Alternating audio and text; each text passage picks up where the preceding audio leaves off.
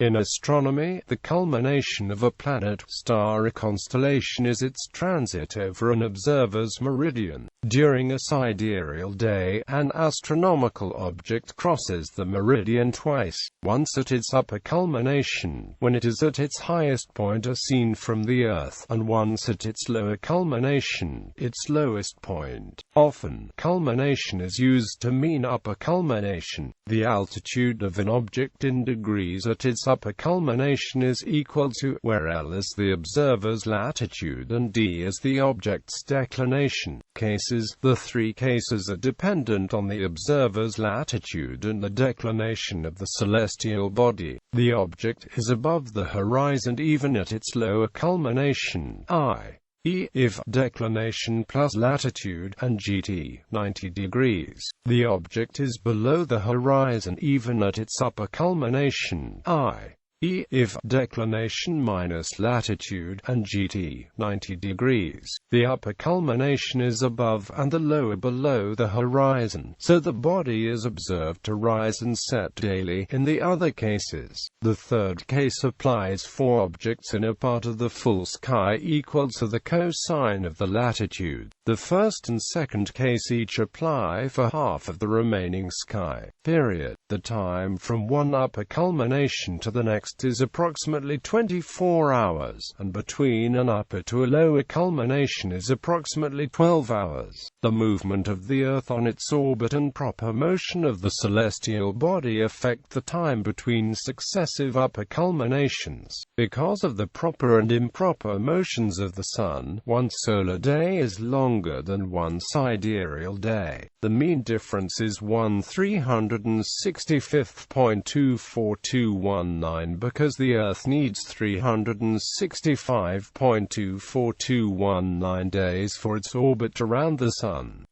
Generally, the Sun is visible at its upper culmination and not visible at its lower culmination, but during the winter, near the North Pole, and during the summer, near the South Pole, defining nearness as a latitude higher than the Arctic or Antarctic Circle respectively. The Sun is below the horizon at both of its culminations. Assume that on a given summer day the declination of the Sun is plus 20 degrees. The complementary angle of 70 degrees is added or subtracted from the observer's latitude to find the upper and lower culminations. At a latitude of 52 degrees north, the upper culmination is at 58 degrees in the south, and the lower culmination is minus 18 degrees below the horizon in the north. This is calculated as 52 degrees plus 70 degrees equals 122 degrees for the upper, and 52 degrees to 70 degrees equals minus 18 degrees for the lower. At a latitude of 80 degrees north, the upper culmination is at 30 degrees in the south, and the lower at 10 degrees, also above the horizon, in the north.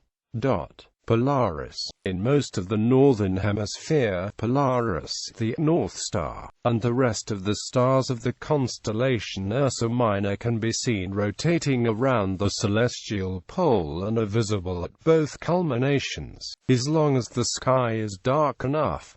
Such stars, which never set at the observer's location, are described as circumpolar.